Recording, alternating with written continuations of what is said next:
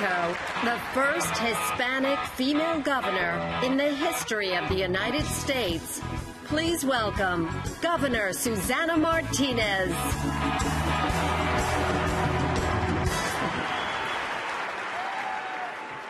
Thank you, and good evening. Before I begin tonight, let's keep in our prayers the families impacted by the storm affecting the Gulf Coast. If you haven't done so already, please donate to the Red Cross. To find out more about how you can help those affected by Hurricane Isaac, please visit redcross.org/give. I am Susana Martinez. On behalf of the great state of New Mexico, let me express my gratitude for being invited to speak tonight. Growing up, I never imagined a little girl from a border town could one day become a governor. But this is America. Y en América, todo es posible.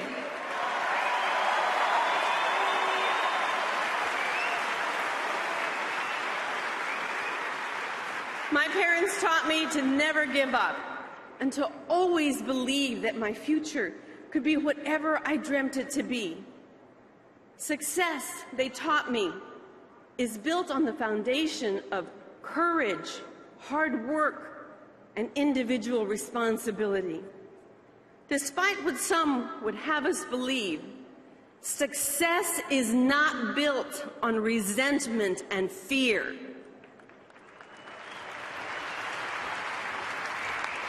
We grew up on the border and truly lived paycheck to paycheck. My dad was a Golden Gloves boxer in the Marine Corps, then a deputy sheriff. My mom worked as an office assistant.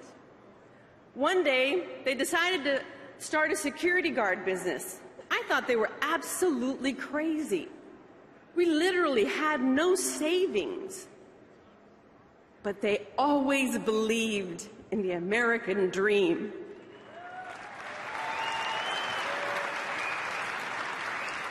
So, my dad worked to grow the business. My mom did the books at night. And at 18, I guarded the parking lot at the Catholic Church bingos. Now, my dad made sure I could take care of myself. I carried a Smith & Wesson 357 Magnum.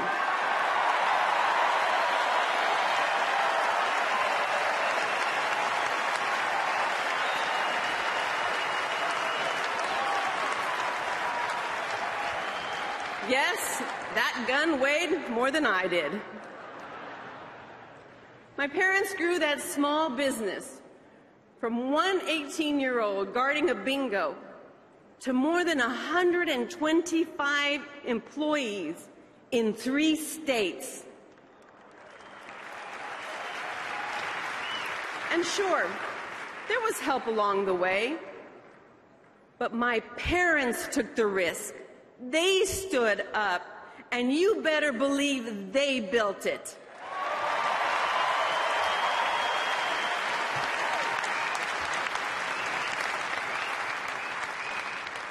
My parents also taught me about having the courage to stand for something. So I went to law school, and I became a prosecutor. I took on a specialty that very few choose to pursue. I prosecuted child abuse and child homicide cases. Cases that were truly gut-wrenching. But standing up for those kids, being their voice for justice, was the honor of a lifetime.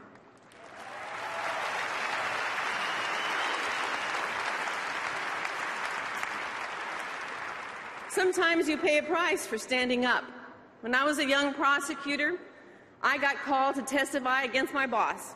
I could have backed down, but I didn't. I stood up to him, and he fired me for it. So I took him on, ran against him for district attorney, and beat him by a landslide.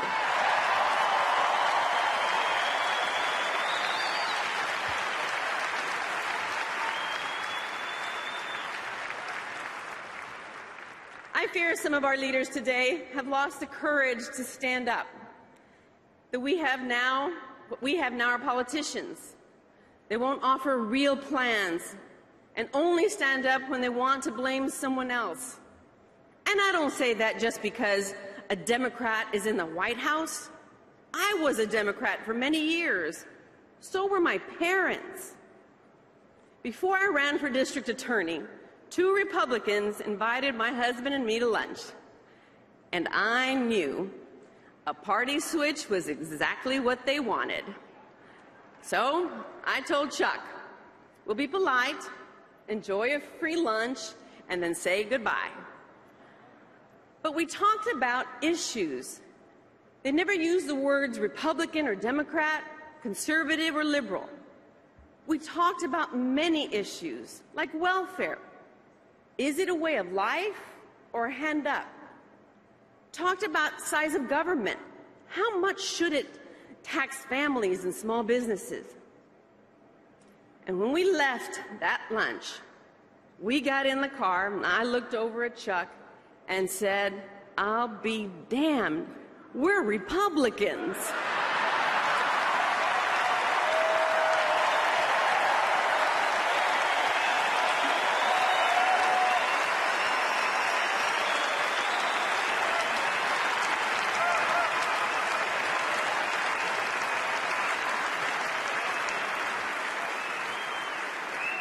This election should not be about political parties.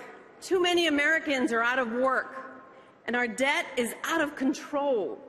This election needs to be about those issues, and it is the responsibility of both parties to offer up real solutions and have an honest debate. In New Mexico, I inherited the largest structural deficit in state history, and our legislature is controlled by Democrats. We don't always agree, but we came together in a bipartisan manner and turned that deficit into a surplus.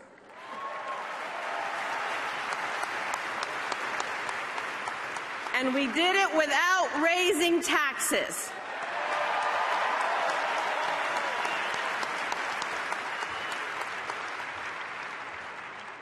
But that's not the kind of leadership that we're seeing from President Obama. He promised to bring us all together, to cut unemployment, to pass immigration reform in his first year, and even promised to cut the deficit in half in his first term. Do you remember that? But he hasn't come close. They haven't even passed a budget in Washington, D.C. in 3 years. If he can take credit for government building small businesses, then he can accept responsibility for breaking his promise and adding $5 trillion to the national debt.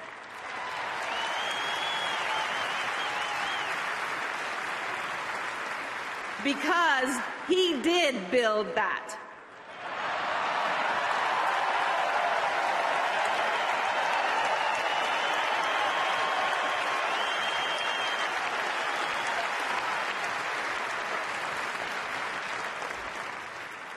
As the first Hispanic female governor in the history, little girls, they often come up to me in the grocery store or in the mall.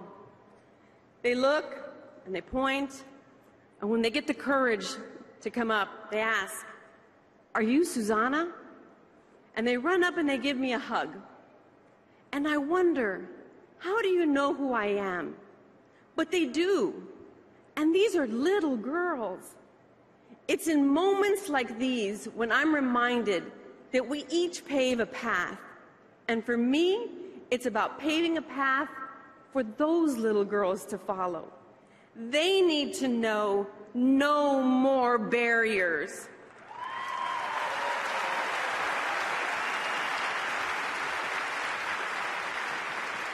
In many ways, Mitt Romney and I are very different.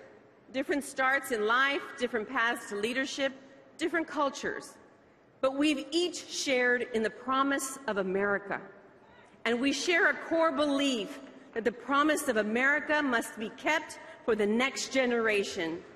El sueño americano es tener éxito. It's success. It is success, and success is the American dream. And that success is not something to be ashamed of or to demonize. There is one candidate in this election who will protect that dream. One leader who will fight hard to keep the promise of America for the next generation. And that's why we must stand up and make Mitt Romney the next president of the United States.